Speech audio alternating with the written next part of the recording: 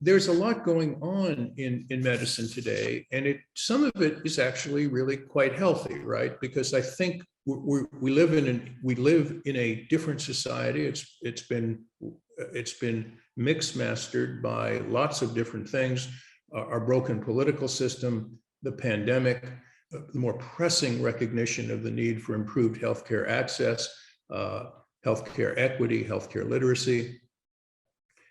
But the technology that's now available pouring into healthcare is something that's just catching up. Electronic healthcare records are now ubiquitous, but the first decade or so has been pretty disappointing because they've not really been interchangeable effectively.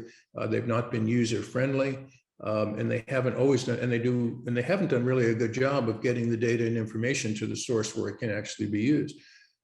The newer generations of the newer iterations of electronic healthcare records are much better. The data is being analyzed much better. The conclusions are more clinically useful. And they're also more accessible to patients. For example, we talk about Apple. Now, no one thinks of Apple traditionally as a healthcare company, but the fact is there are 1.4 billion Apple Health apps on its devices around the world, 1.4 billion. And by the way, you can't delete it. It's quite remarkable. You cannot delete Apple Health from your device. You don't have to fill it in, but you can't get rid of the app. So, and they have formed partnerships with some of the world's leading healthcare entities to download your medical records into your Apple Health app, giving you a copy of your actual medical records that you can use as you see fit. In addition, the Apple Watches and other apps that Apple and others have, for example, Google acquired Fitbit, are now integrating personal health data that was sort of outside what traditional healthcare providers would have, integrating that personal data, personal healthcare data with typical clinical healthcare data.